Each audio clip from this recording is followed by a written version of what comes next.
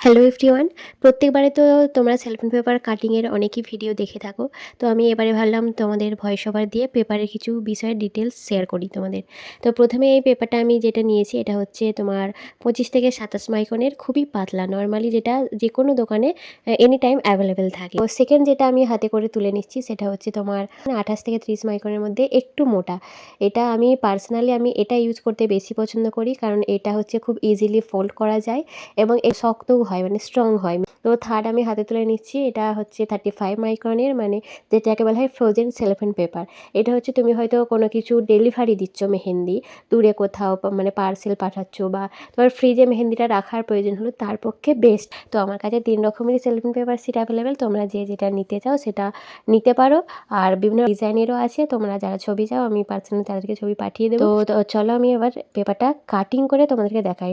Half fold করে নেওয়ার পর, কেটে নেওয়ার পর সেটাকে আরও একটা ফোল্ড করে নেব। যেটা তোমার 25 থেকে 27 মাইক্রনের, খুবই যেহেতু পাতলা, তো এটাকে চেষ্টা করবে একটু চওড়া করে করার, মানে যেটা কাটবে সেটা একটু যেন চওড়া থাকে, কারণ অনেকটা ফোল্ড করলে একটু মজবুত হয়। আর এটাকে যদি তুমি সরু করো, 1-2 ফোল্ডেই যদি কোণটা মেক করে নাও, তাহলে অত্যধিক পরিমাণে পাতলা হয়ে যাবে কোণটা।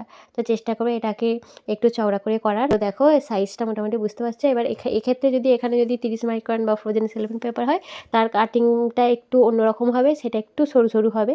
তো সেটাও আমি তোমাদের দেখিয়ে দেবো, অসুবিধা নেই। তোমরা যদি তার কাটিংয়ের টিউটোরিয়াল চাও সেটাও দেখিয়ে দেবো।